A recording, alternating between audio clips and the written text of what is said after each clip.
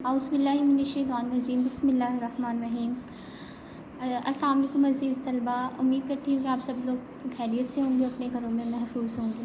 آج ہم جو ہے وہ کلاس 6 کی اسلامیات کا لیکچر نمبر 2 ڈلیور کرنے جا رہی ہوں۔ میں آپ کو اپنی بکس اوپن کر لیں، پیج نمبر 11 آج ہم ریڈ کریں گے۔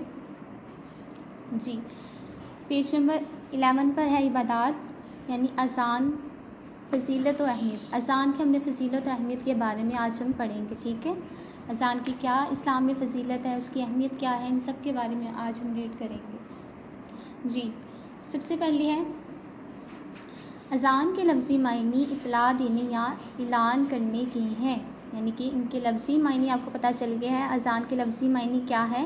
اطلاع دینا یا اعلان کرنا، ٹھیک ہے۔ مسلمانوں کو باجماعت نماز کی ادائیگی کے لیے بلانے کی غرض سے جو الفاظ بلند آواز میں پکارے جاتے ہیں انہیں اذان کہتے ہیں۔ یہاں پر آپ میرے ساتھ جو ہے اپنے ہاتھوں میں پینسلز پکڑ لیں اور کوشچن لکھیں، اذان کسے کہتے ہیں۔ یہاں پر آپ کا کوشچن بن رہا ہے اذان کسے کہتے ہیں، تو اس کا آنسر آپ کو مل جائے گا مسلمانوں کو باجماعت نماز کی ادائیگی کے لیے بلانے کی غرض سے جو الفاظ بلند آواز میں پکارے جاتے ہیں انہیں اذان کہتے ہیں، ٹھیک ہے۔ یہاں تک آپ کو جو ہے اس کا آنسر آپ نے لگانا ہے کوشچن نمبر 1 کا، ٹھیک ہے۔ کوشچن آپ نے خود لکھنا ہے اذان کسے کہتے ہیں، یہ آپ کی بک میں شامل نہیں ہے۔ آگے ہے اذان مسلمانوں کا امتیازی نشان ہے، ٹھیک ہے۔ کہ کون سا نشان ہے؟ امتیازی۔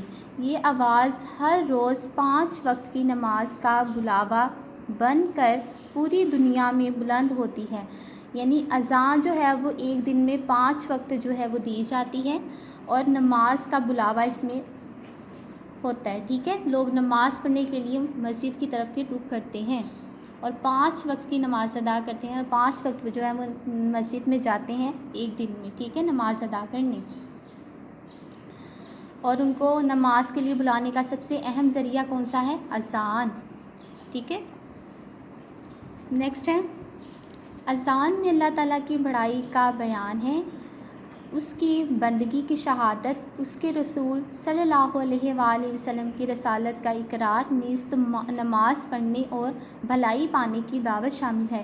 یعنی نماز میں اللہ تعالیٰ کی وحدانیت کا ذکر ہے، بے شک اللہ ایک ہے، اس کا کوئی شریک نہیں، اس کے علاوہ کوئی خالق و مالک نہیں، اور حضرت محمد صلی اللہ علیہ وآلہ وسلم کا ذکر بھی اذان میں شامل کیا گیا ہے، ٹھیک ہے۔ نیکسٹ ہے اذان کی ابتدا، یعنی اذان کی ابتدا کب ہوئی تھی، کیسے ہوئی تھی، وہ ہم پڑھیں گے۔ واقعہ معراج کے وقت، یعنی کہ معراج کے واقعے کے وقت سے ہی مسلمانوں پر 5 وقت کی نماز فرض ہو چکی تھی، ٹھیک ہے۔ واقعہ معراج کے بعد جو ہے مسلمانوں پر 5 وقت کی نماز جو ہے ادا کرنا فرض ہو چکی تھی، مگر مکہ مکرمہ میں کفار کے شر کی وجہ سے، مکہ مکرمہ میں جو ہے وہ کفار کے لوگ شامل تھے، ان کی شر کی وجہ سے مسلمان علی الاعلان اور باجماعت نماز ادا نہ کر سکتے تھے، ٹھیک ہے۔ وہاں پر کفار کی تعداد زیادہ تھی، ان کی شر کی وجہ سے وہاں پر ایک جگہ پر اکٹھے ہو کے وہ نماز ادا نہیں کر سکتے تھے، ان کے لیے مشکل تھی، ٹھیک ہے، کہ وہ ایک جگہ پر اکٹھے ہوں اور نماز ادا کریں۔ ہجرت کے بعد، یعنی مکہ سے مدینہ کی طرف جب ہجرت ہوئی، تب ہجرت کے بعد جب آپ صلی اللہ علیہ وآلہ وسلم مدینہ منورہ تشریف لائے اور مسجد نبوی صلی اللہ علیہ وسلم کی تعمیر ہو چکی، تو ضرورت پیش آئی کہ مسلمانوں کو نماز باجماعت کے لیے کیسے بلایا جائے، یعنی کہ مسجد نبوی کی تعمیر ہو چکی تھی، تو اب جو ہے وہ ضرورت پیش ہوئی تھی کہ اذان کے لیے کس کو جو ہے چنا جائے، تو کس طرح لوگوں کو اکٹھا کیا جائے اور جماعت کروائی جائے۔ تو اس کے لیے پھر کیا انہوں نے کیا تھا وہ ہم آگے جا کے دیکھتے ہیں۔ ایک مرتبہ حضرت عبداللہ بن زید انصاری رضی اللہ تعالیٰ عنہ حضور صلی اللہ علیہ وآلہ وسلم کی خدمت اقدس میں حاضر ہوئے۔ کون حاضر ہوئے؟ حضرت عبداللہ بن زید انصاری، ٹھیک ہے۔ یہ کہاں کن کی خدمت میں حاضر ہوئے؟ حضور صلی اللہ علیہ وسلم کی، ٹھیک ہے۔ اور عرض کی یا رسول اللہ صلی اللہ علیہ وسلم، میں نے خواب میں دیکھا کہ ایک شخص قبلہ رو ہو کر اللہ اکبر پکار رہا ہے. یعنی انہوں نے خواب دیکھا کہ جس میں ایک شخص ہے وہ قبلہ کی طرف منہ کر کے اللہ اکبر پکار رہا ہے. ٹھیک ہے، تو حضور صلی اللہ علیہ وآلہ وسلم نے فرمایا کہ یہ خواب سچا ہے. تو آپ صلی اللہ علیہ وسلم نے ان کو کیا کہا؟ یہ خواب سچا ہے. تو کچھ دیر بعد حضرت عمر رضی اللہ تعالیٰ عنہ بھی یہی خواب آ کر سنایا. تو آپ صلی اللہ علیہ وسلم نے تصدیق فرمائی کہ مجھے وحی کے ذریعے اذان کی تعلیم دی جا چکی ہے. یعنی آپ صلی اللہ علیہ وسلم پر وحی نازل ہو چکی تھی اور انہیں بتا دیا گیا تھا کہ اذان کی تعلیم جو ہے وہ دی جا چکی تھی ان کو. اور یہ دونوں خواب جو تھے وہ سچے تھے. کس نے خواب دیکھا تھا؟ پہلا ہے حضرت عبداللہ بن زید انصاری نے خواب دیکھا تھا، اور دوسرا حضرت عمر فاروق رضی اللہ تعالیٰ نے خواب دیکھا. اور انہوں نے خواب میں کیا دیکھا کہ ایک شخص ہے وہ قبلہ رو ہو کر اللہ اکبر پکار رہا ہے.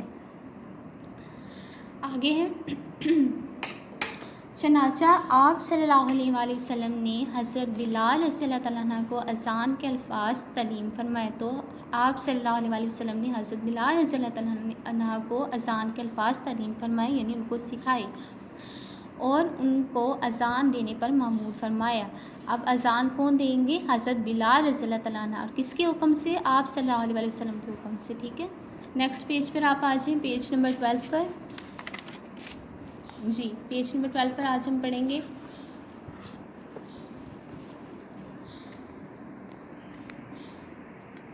مسلمانوں کی.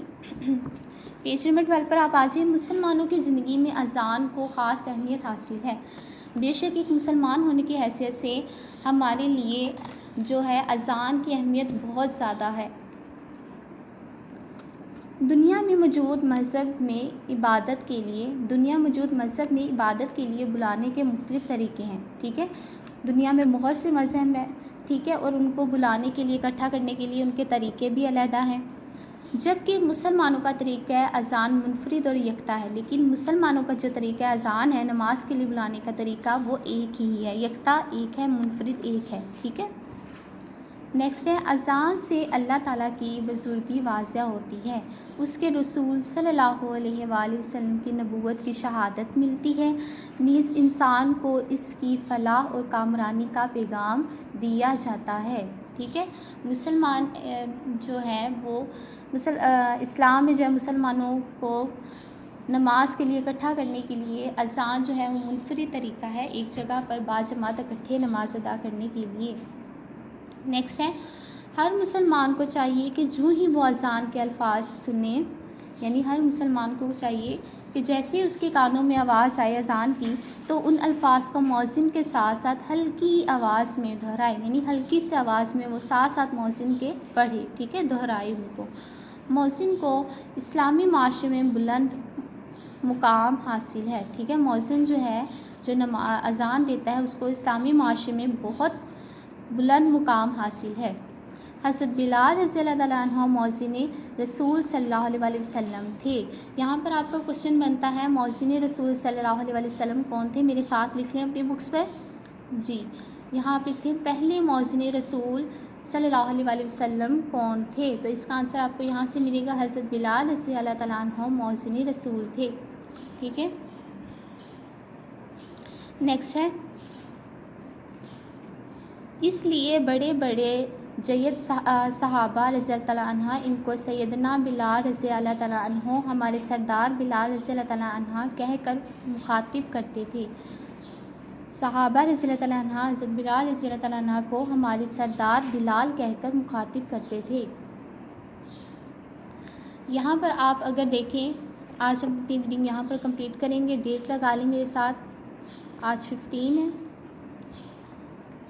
پیج نمبر اگر آپ آئیں 13 پر، جی یہاں پر آپ کو انہوں نے فرسٹ کوشچن دیا ہے اذان کے لفظی معنی اور اس کی اہمیت بیان کریں.